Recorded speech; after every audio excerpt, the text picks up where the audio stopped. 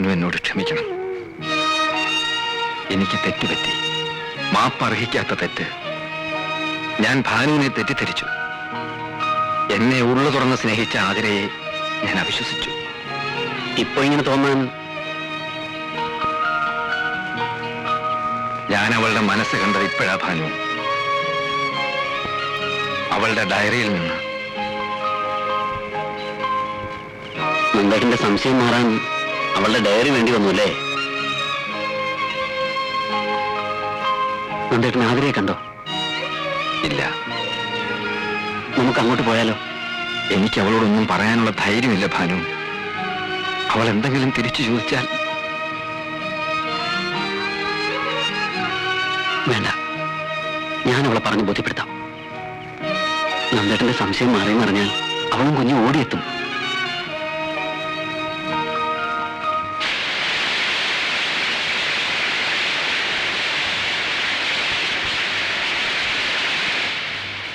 ഒന്നും പറയാതിരുന്നാൽ എങ്ങനാ?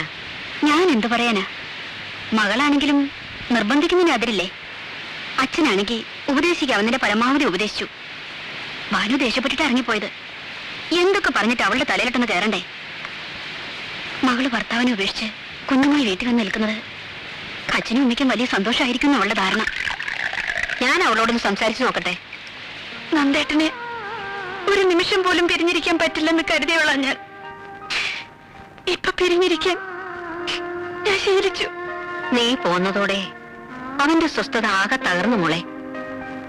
കോടതിയിൽ നേരെ ചൊവ്വേ പോകുന്നില്ല. ആ പെണ്ണ് കൊല്ലപ്പെട്ട കേസിൽ നാളെ ഹാജരാകാതിരുന്നാൽ പബ്ലിക് പ്രോസിക്യൂട്ടർ സ്ഥാനത്തു നിന്നും അവനെ മാറ്റും. അങ്ങനെ എന്തെങ്കിലും സംഭവിച്ചാൽ അവനെ തൊഴിൽ വേണ്ടെന്ന് വെക്കത്തേ ഉള്ളൂ. അറിയാമല്ലോ അവന്റെ സ്വഭാവം. നിന്നെ ഒഴിവാക്കിയാലേ മനസമാധാനം കിട്ടൂ എന്നായിരുന്നു കഴിഞ്ഞ ദിവസം വരെ അവന്റെ വിചാരം. ഇപ്പോ നീ വന്നാലേ മനസമാധാനം കിട്ടൂ എന്നായി. എന്നെ തെറ്റിദ്ധരിച്ചതിൽ എനിക്കൊരു പ്രയാസമില്ല. പക്ഷെ അനന്തമോൻ, അവനെന്ത് പഴച്ചു? അവനെ ഒന്ന് കാണാൻ നന്ദേട്ടൻ വന്നു. അവനെ പറ്റി ഒന്ന് അന്വേഷിച്ചു. എത്ര പെട്ടെന്ന് അവൻ നന്ദേട്ടൻ ആരും അല്ലാതായി തീർന്നത്. അവൻ ചെയ്തത് തെറ്റ് തന്നെയാ. എന്റെ മോന് മനസമാധാനം കിട്ടാൻ വേണ്ടി മാത്രമല്ല മോള് വരണമെന്ന് പറയുന്നത്. കൊള്ളരുതാത്തവനാണെങ്കിലും ഒരു ഭർത്താവ് ഉള്ളതാണ് സ്ത്രീക്ക് ധൈര്യം. ഇനി മോള് സ്വസ്ഥമായിട്ടൊന്ന് ആലോചിക്കുക. ഇതിൽ കൂടുതലൊന്നും അമ്മയ്ക്ക് പറയാനില്ല.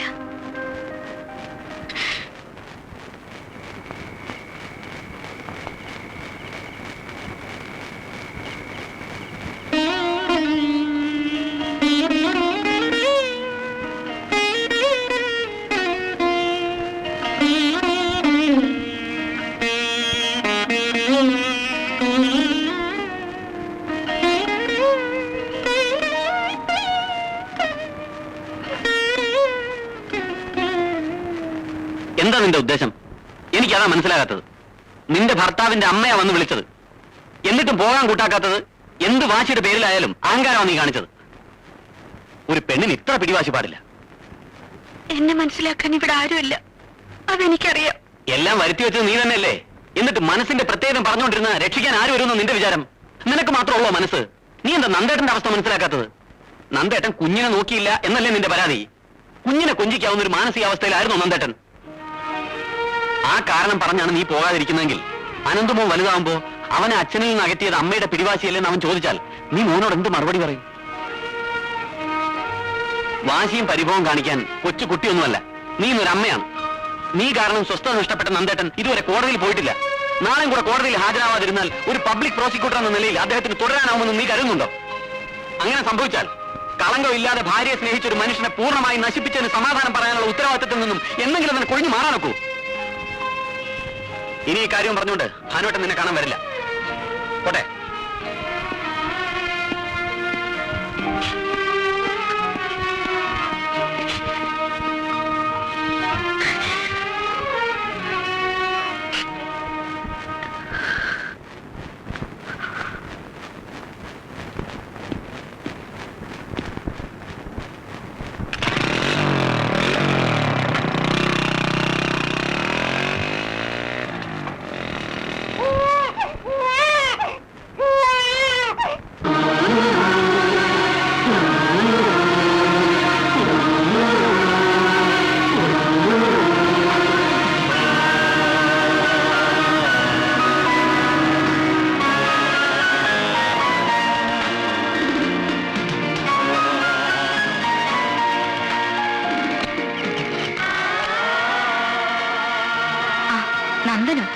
കേറിയിരിക്കെ. ഇരിക്കാൻ വന്നതല്ല, എനിക്ക് അവളെ ഒന്ന് കാണണം. അവളെ അങ്ങോട്ട് അയക്കാൻ ഞങ്ങളാ കഴിയുന്നതൊക്കെ ചെയ്തോണ്ടിരിക്കുക. ഇനി ആരും അതിന് ബുദ്ധിമുട്ടണ്ട. എനിക്കൊരു തെറ്റ് പറ്റി. അത് തെറ്റാണെന്ന് ബോധ്യപ്പെട്ട നിമിഷം ഞാനത് തിരുത്താൻ ശ്രമിച്ചു. ഞാൻ പറയുന്നത് കേൾക്കാൻ നീ തയ്യാറായില്ലെങ്കിലോ എന്ന് കരുതി കാര്യങ്ങൾ ബോധ്യപ്പെടുത്താൻ ഞാൻ ഭാനുവിനെ അയച്ചു. അതും പോരാഞ്ഞ് എന്റെ അമ്മ വന്ന് നിന്റെ കാല് പിടിച്ചു. എന്നിട്ട് നീ നിന്റെ വൃത്തികെട്ട വാശി ഉപേക്ഷിക്കാൻ തയ്യാറായില്ല. എന്റെ അമ്മയെ ധിക്കരിച്ചവളെ എനിക്കിനി ആവശ്യമില്ല. ഒരു പുരുഷന് താഴാവുന്നതിന്റെ പരമാവധി ഞാൻ താണു. മാപ്പർഹിക്കാത്ത വിധത്തിൽ ഇത്ര ക്രൂരത കാണിക്കാൻ ഞാൻ കൊലപാതകമൊന്നും ചെയ്തിട്ടില്ലല്ലോ. ഞാൻ ഇവളുടെ കഴുത്തിലൊരു താലി കിട്ടിയിരുന്നു. അതിങ്ങ് തിരികെ വാങ്ങാനാ വന്നത്. എന്ത് ബുദ്ധിമോശ നന്ദിനി പറയുന്നത്? പൂർണ്ണ ബുദ്ധിയോടെ തന്നെയാ പറയുന്നേ. ഞാൻ കെട്ടിയ താലിയുമായിട്ട് നീ ഈ വീട്ടിൽ നിൽക്കണ്ട. അതിങ്ങ് വന്നേക്ക്. ഇല്ല, ഞാൻ തരില്ല. എന്നോടൊപ്പം ജീവിക്കാനുള്ള മനസ്സ് നിനക്കില്ലെങ്കിൽ എന്നെ കുറിച്ചുള്ള ഓരോ ഓർമ്മയും ഇവിടെ അവശേഷിക്കണ്ട.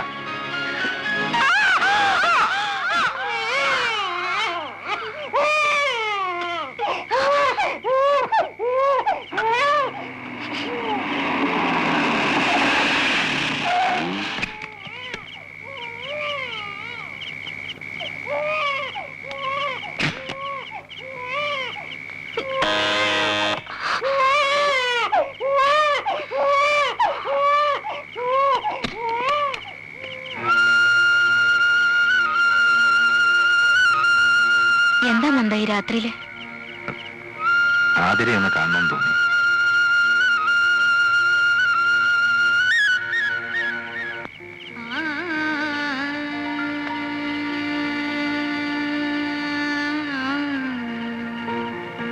ഇതുവരെ ഇങ്ങോട്ടൊന്നും വരാനുള്ള ധൈര്യം കിട്ടിയില്ല.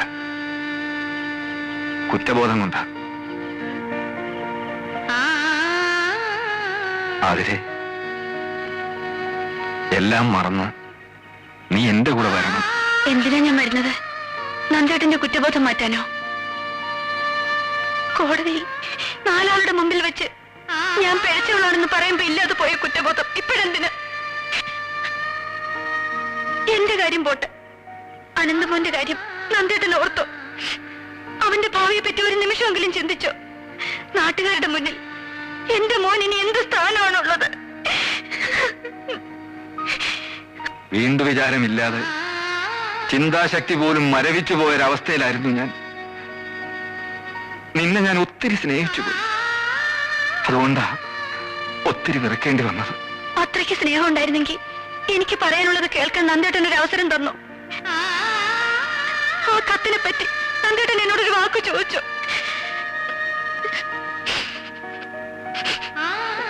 സത്യം ബോധ്യപ്പെടുത്താൻ ഞാൻ ശ്രമിച്ചില്ലേ? അതിന് നന്ദേട്ടൻ സമ്മതിച്ചില്ലല്ലോ. ഒന്നും ഞാൻ നിഷേധിക്കുന്നില്ല. നിന്റെ മനസ്സ് പൂർണ്ണമായും അറിയാൻ എനിക്ക് കഴിയാതെ പോയി. ഇനിയും കഴിഞ്ഞത് ഓരോന്ന് പറഞ്ഞ് കുത്തി നോവിപ്പിക്കാതെ നീ എന്റെ കൂടെ വരണം. ഇല്ല, പിഴച്ച ഭാര്യയെ ഉപേക്ഷിച്ച അഡ്വക്കേറ്റ് നന്ദകുമാർ ഇപ്പൊ സമൂഹത്തിൽ മാന്യനാണ്. നാട്ടുകാരുടെ കണ്ണിൽ നല്ലവളല്ലാത്ത ഞാൻ ഇനിയും നന്ദേട്ടനോടൊപ്പം വന്നാൽ നന്ദേട്ടന്റെ അന്തസ്സ് തകരും. അതുകൊണ്ട് ഞാൻ വരില്ല.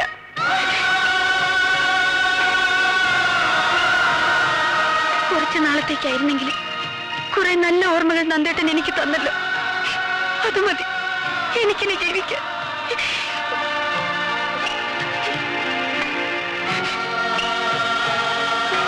അതെ,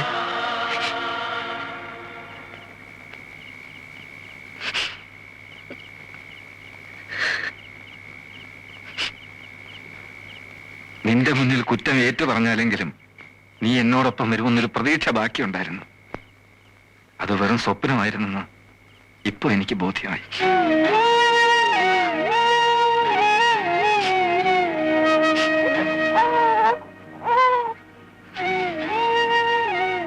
ഒരപേക്ഷയുണ്ട്. വല്ലപ്പോഴും എനിക്കെന്റെ മോനെ ഒന്ന് കാണണമെന്ന് തോന്നിയാൽ അതിനുള്ള അവകാശം നിഷേധിക്കരുത്.